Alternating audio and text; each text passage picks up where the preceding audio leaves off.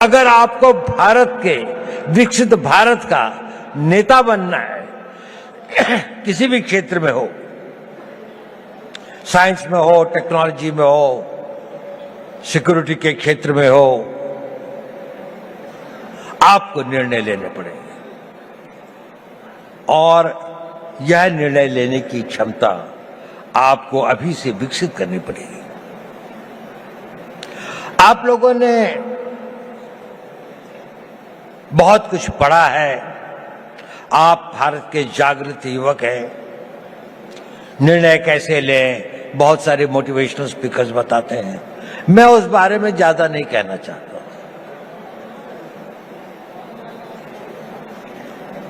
मैं छोटी सी बात कहना चाहता हूं, आप जब निर्णय लें तो आज के लिए नहीं, अपने आने वाले उस भविष्य के लिए निर्णय लें। दूरदर्शी भाव से निर्णय लें। आज का निर्णय तो लगता है कि ठंड बहुत है, रजाई में बैठे रहें, लेकिन अगर आपको कंट्री को रिप्रेजेंट करना है तो आपको लगता है नहीं, मुझे 4 बजे दौड़ने के लिए जाना ही चाहिए, मुझे अपनी फिजिकल फिटनेस रखनी चाहिए। अभी 1 जनवरी को कई लोगों ने बहुत सारे निर्णय लिए होंगे। कल से पक्का सोशल मीडिया नहीं देखूंगा, टाइम खराब नहीं करूंगा, जिम में रोज जाऊंगा, खूब दिल लगा के पढ़ाई करूंगा। कुछ करते हैं, कुछ नहीं करते। सही निर्णय लेना बहुत जरूरी है, बहुत आवश्यक है। अपने निर्णयों को दूरअंदेशी से करें। हर निर्णय को लेने के साथ ये सोचें कि इस निर्णय के बाद मेरा अगला निर्णय क्या होगा, अगला कदम क्या होगा। एक कदम उठाने से पहले अगले 2 कदम की सोचें। जीवन के अंदर में ड्रीम्स से जीवन नहीं बनते, पर ड्रीम्स उनको एक दिशा देते हैं, आवश्यक है। उन ड्रीम्स को डिसीजंस में बदलना पड़ता है और उन डिसीजंस को लाइफ की रियलिटीज में बनना पड़ता है। कुछ लोग जो इसे कर पाते हैं वो सक्सेसफुल हो जाते हैं, उन्हें सफलता प्राप्त होती है। बाकी लोग ड्रीम्स के से और डिसीजन तक के कुछ वॉक हो जाते हैं, कुछ डिसीजन से इम्प्लीमेंटेशन तक में भटक जाते हैं, तो गंतव्य तक नहीं पहुंचते। आप सब लोगों में असीम संभावनाएं हैं। आप में यौवन की ऊर्जा है, आप में बड़े बड़े सपने हैं, आप में वो शक्ति है, आप में वो प्रवाह है